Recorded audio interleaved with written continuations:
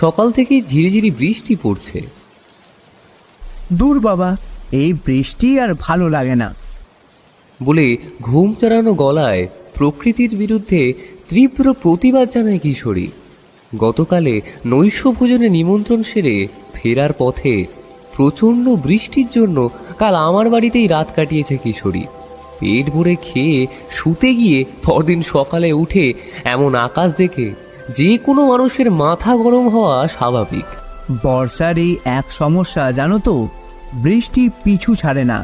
অসহ্যকর বৃষ্টি, ফ্যাপসা গরম আর তার সাথে প্যাঁচ প্যাঁচে কাদা, সব মিলিয়ে রাস্তা দিয়ে হাঁটা একেবারে অসহ্যকর।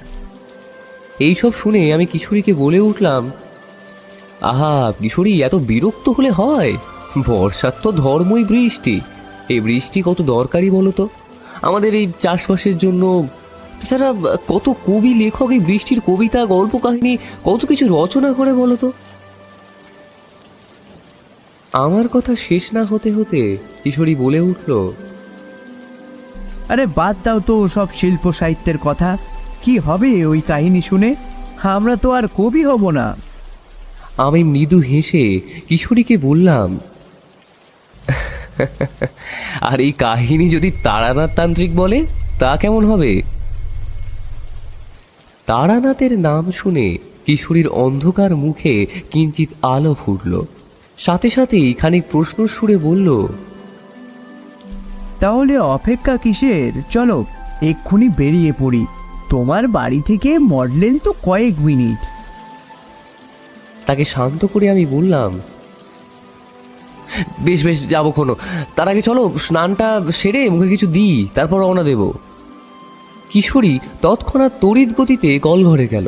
তারপর দ্রুত স্নান সেরে মুখে খাবার দিয়ে চেবাতে চেবাতে বলল, আমাকে তাড়া দিয়ে এখন নিজে বসে যেতে তো হবে নাকি? তাকে উতলা দেখে বুঝলাম সে একেবারে অপেক্ষা করতে রাজি নয়। তাই তাড়াতাড়ি তৈরি হয়ে ছাতা হাতে রওনা দিলাম তারানাথের বাড়ির দিকে। যাওয়ার সময় আমরা পাসিং শুয়ের প্যাকেটটাও কিনে নিলাম। ততক্ষণে বৃষ্টি একদমই কমে গিয়েছে। তারানাথের বাড়ির সামনে যখন এলাম আমি থমকে দাঁড়িয়ে পড়লাম। দেখি তারানাথের বাড়ির সামনে কিছু লোকজন ভিড় করে দাঁড়িয়ে, আর বেদির ওপর দাও দাও করে যজ্ঞের আগুন জ্বলছে। বেদির একদিকে বসে আছেন তারানাথ এবং অপরদিকে বছর 30-এর লোক মাথা নিচু করে বসে আছে। আমি একটু এগিয়ে গেলাম। তারানাথ আমাকে দেখতে পেয়ে বললেন, বিভূতি, শীঘ্রই ওই গণ্ডির ভিতরে প্রবেশ করো, শীঘ্রই। আমি চমকে উঠে যেখানে অন্যান্য লোকজন দাঁড়িয়ে ছিল সেখানে এগিয়ে গেলাম। কিন্তু কোথায় গণ্ডি? কই কোনো গণ্ডি তো দেখছি না। আমি এদিক ওদিক চমম করছি, এমন সময় কিশোরী ভিড় থেকে বলে উঠল, এটা অদৃশ্য গণ্ডি বিভূতি, আমাদের নজরে আসবে না। ও তাই তো, বেশ। আচ্ছা কিশোরী, এগুলো কি? দেখছো না, ওই লোকটিকে ভূতে ভর করেছে, তাই ওকে এখানে নিয়ে আসা হয়েছে। বুঝলাম। তা কিশোরী, তোমার ভয় লাগছে না? মিথ্যে কথা কেনই বা বলি, ভয় তো করছে, তবে অল্প। কারণ তারানাথ আছেন বলে তাই ভয়টা একটু কমই লাগছে। বিভূতি, তোমার কি ভয় করছে? এই তোমারই মতো। তোমরা যারা দাঁড়িয়ে রয়েছো তারা বসে পড়ো। আমরা সবাই বসে পড়লাম। তারানাথ তার থলে থেকে একটা কঙ্কালের খুলি বার করলেন। অবাক হওয়ার কিছু নেই, কারণ এই কঙ্কালের খুলি এর আগেও বহুবার আমরা দেখেছি। কিনুর ওপর ভর করলি কেন? বলবো না, বলবো না, বলবো না কিছুটাই। কি বলবি না? তবে এই নে। এই বলে তারানাথ একটু ধুনো তুলে মুঠো করে নিজের কপালে ঠেকিয়ে বিড়বিড় করে মন্ত্র পড়তে লাগলেন। ইং ব্রিং যমুনায় ওং স্বাহা, ওং স্বাহা। কিছুক্ষণ পর সেই ধুনো যজ্ঞের আগুনে ছড়িয়ে দিলেন। ছড়িয়ে দেওয়ার সাথে সাথেই যজ্ঞের আগুন ধপ করে জ্বলে উঠে। যজ্ঞের সেই আগুনে লোকটির শরীর স্পর্শ করতেই লোকটি চিৎকার করে উঠল। চলে গেলাম, চলে গেলাম, বলছি বলছি বলছি, আমি নগেন। কোথায় তোর বাস? গ্রামের পূর্ব দিকে একটা মস্ত বড় তেঁতুল গাছ আছে, আমি আমি সেখানেই থাকি। গিনুর ওপর ভর করলি কেন? ও কাল রাতে ওই পথেই বাড়ি ফিরছিল, ওকে একা পেয়ে তাই তাই ওর উপর ভর করেছি। এই দেহ ছেড়ে তুই চলে যা। কখন হয় না? কি যাবি না? তুই যাবি না, তোর ঘাড় যাবে।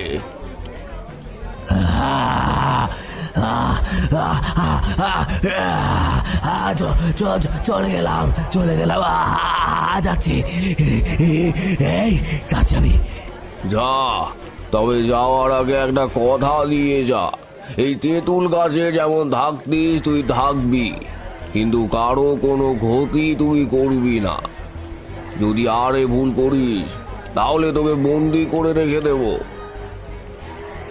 কথা দিলাম, আমি আমি কারো আর কোনো ক্ষতি করবো না। তুই তুই গন্ডিটা তুলে নে, তুলে নে। তারানাথ তার মন্ত্র শক্তি দিয়ে আবার গণ্ডিটা তুলে নিলেন। কিছুক্ষণের মধ্যেই লোকটি মাটিতে লুটিয়ে পড়ল।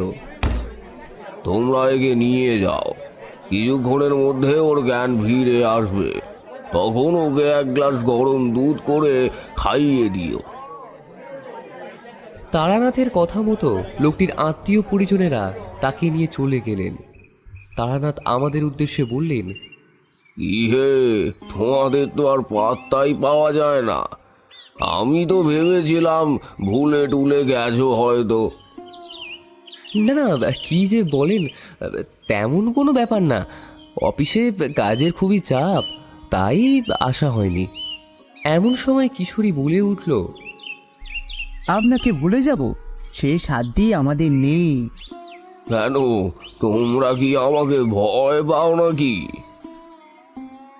না, ভয় না, আপনার প্রতি আমাদের শ্রদ্ধা।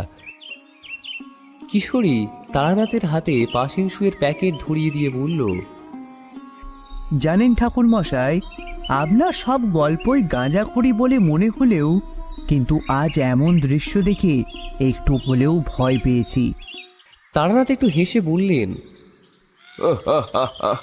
যেটা বাস্তব সেটা তোমার গাঁজাখুরি বলে মনে হয়, আর যেটা গাঁজাখুরি সেটা বোধহয় তোমার বাস্তব বলে মনে হয়। আসলে মানুষ যেটা চোখের সামনে দেখে সেটাই বিশ্বাস করে নেয়। চোখের সামনে যেটা ঘটে সেটা কখনো কখনো সত্যি নাও হতে পারে।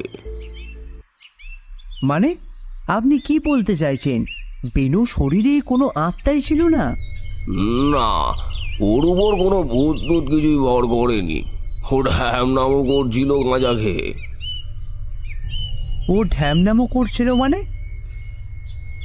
না, সেটা বলতে পারবো না, কিন্তু কিছু মানুষ আছে যারা এমন ড্যাম নামও করে থাকে। এতক্ষণ আমি চুপ করেই ছিলাম। তারপর বললাম, কিছুর ওষুধ আছে, ধ্যান নামর কোনো ওষুধ নেই, বুঝলে কিশোরী?